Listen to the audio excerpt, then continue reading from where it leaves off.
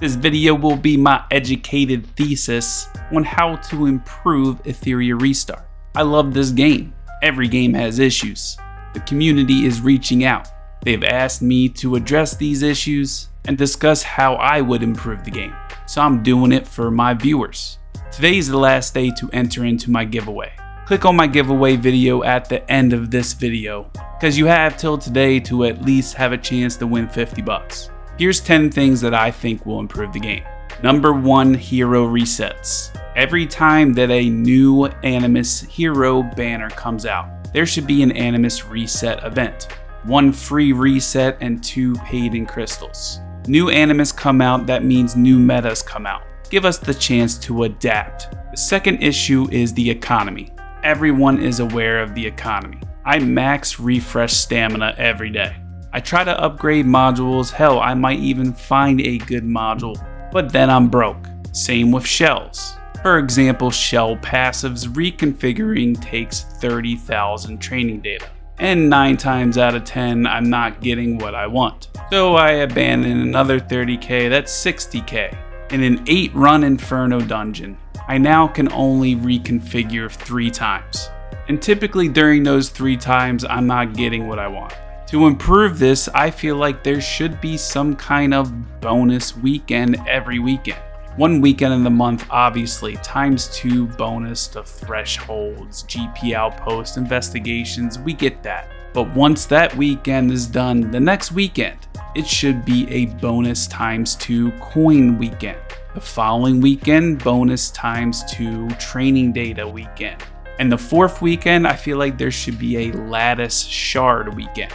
For wherever you're farming has a chance to drop like a ×1 shard of evolution lattice or even perfect lattice. Perfect lattice even being rarer, obviously. You need to reward your loyal players that are playing the game and playing the game daily. Also add a bunch of coin to investigation. The third thing, shell passives. When we spend 1 million training data or 2 million training data and literally don't get anything that we need or want to change to, that is an issue. This reconfigure button down here should only be to reconfigure the actual passive effect. And yes, it can still roll randomly. However, whatever highest rarity this is at, let's say these are red, it should stay on that or go higher. I also feel this should be separated. Reconfigure for the passive effect here, but also a one-time cost to upgrade rarity here. Let's say my shell has a blue Animus attack at 10%. I want to do the one-time cost of, let's say, 150,000 training data to increase the rarity and keep it at that. I pay that one-time cost and now it's purple, but it also re-rolls at the same time. But this way, any reconfigurations of the stat stay at purple rarity. Hell, maybe purple to gold rarity is 500,000 training data. Maybe gold to red is like 1.5 million training data. I will pay that one-time cost. And then we can use reconfig chips to just roll that passive effect. But it stays at the same rarity. We understand the random number generator RNG game, but when every single thing is RNG, it gets frustrating. Number 4, let's talk about Inferno drops for Grim Pursuit and Threshold. Hey, we are farming Inferno dungeons. We don't need epic shells. We will recycle the mythic shells for training data. We don't need epic shells. We're farming Inferno. Epic shells were 3 weeks ago.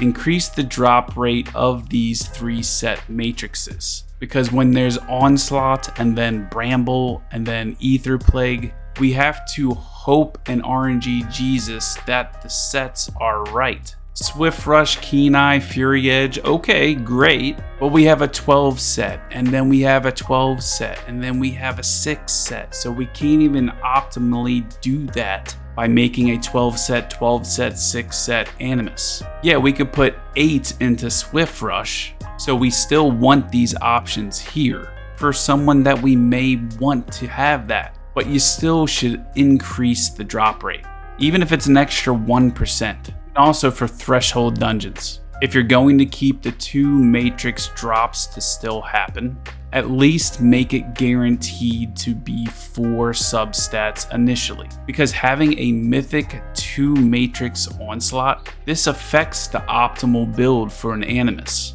I can't do a 12 set and an 8 set and a 6 set because I have a 2 matrix set. So if I choose to use this, I would be gimping my hero, and then why am I farming Inferno in the first place? The 5th issue PvP gear set management.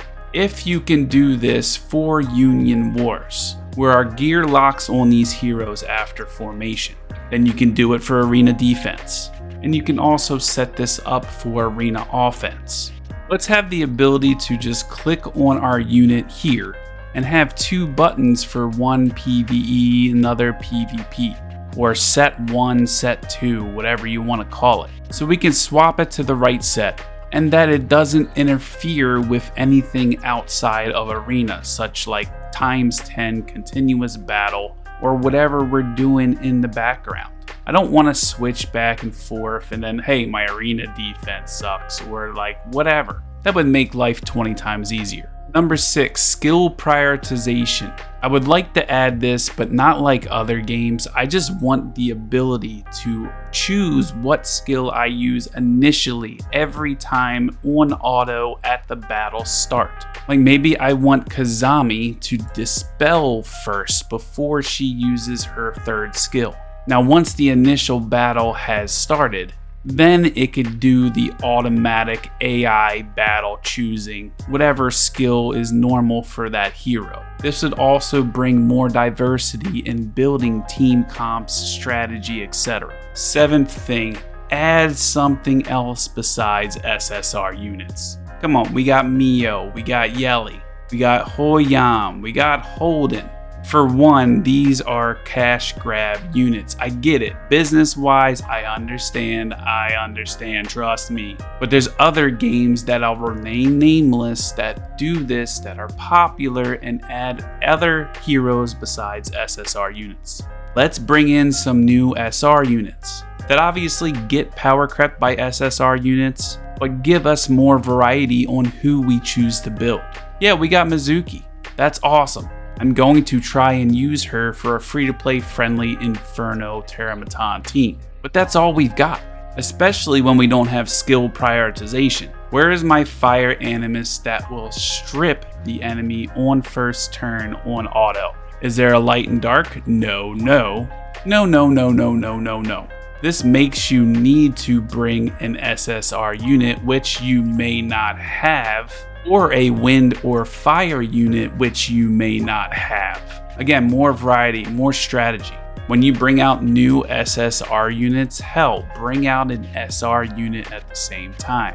And I know, debatable, hey, but you're talking to the R unit master, bring more R units out too, even if it's once a month. And the reason for that is, hey, we just passed the 1 month mark, and I have 4 R units maxed out. At this rate, I will be done skilling up R units in about 3 to 4 weeks. The micro lattice in the shop will then be useless.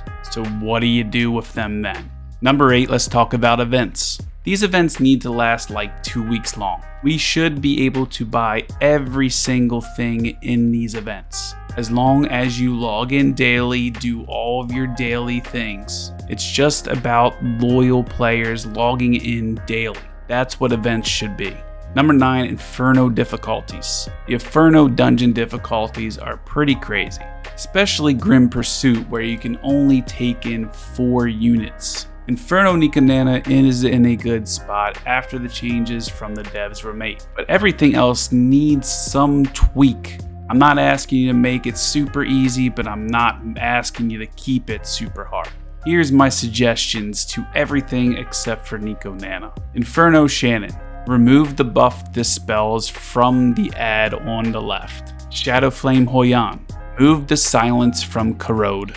In Time of Judgment, only apply 2 stacks. That gives you 1 extra turn to try to kill this boss before you pretty much get wiped out. Rengo Kutsu. Nerf the percentages of these damage and remove Evil Fire. For giving us the ability to only be able to afford units, these Grim Pursuit dungeons do need a nerf. or you don't nerf it and let us use 5 Animus in a team. Alright, thresholds. Terrormaton, he already gets immunity. We need to strip it. Either remove the immunity or remove the cleanse and the turn meter push. Doki, remove the stun from enemies. If not that, then remove the HP destroy that the enemies do. And then there's Aurora. Either remove accumulated anger so that 25% chance to reduce anger goes away, or remove the passive the lingering grudge where every one time the skill is used it increases the damage multiplier. None of these dungeons should have like an enrage factor. Slower safe teams should work. Do you know how miserable it is to have a slower safe team do like 8-minute runs times 10? But sometimes that's what some players need to do in order to progress. The negative is long fights, but the positive is getting that gear.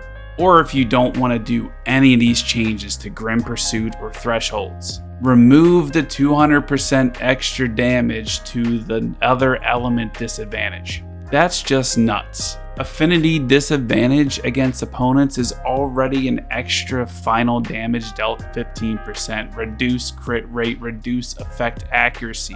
We already have this built into code and game. Why do we have this extra disadvantage? And number 10, stamina stability. Again, be loyal to your dedicated players. 1 stamina every 5 minutes.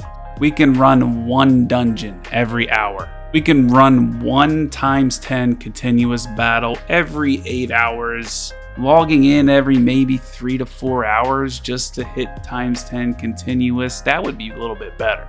Make us choose between, hey, refreshing stamina every day, or B, saving crystals for summons for your new SSR banners that you have every 2 to 3 weeks. I understand it's a business, but I guarantee you if you make the game better, more people will be dedicated to playing and more people will spend. And trust me, all free-to-play players, they do spend at some point. That's it for today's video.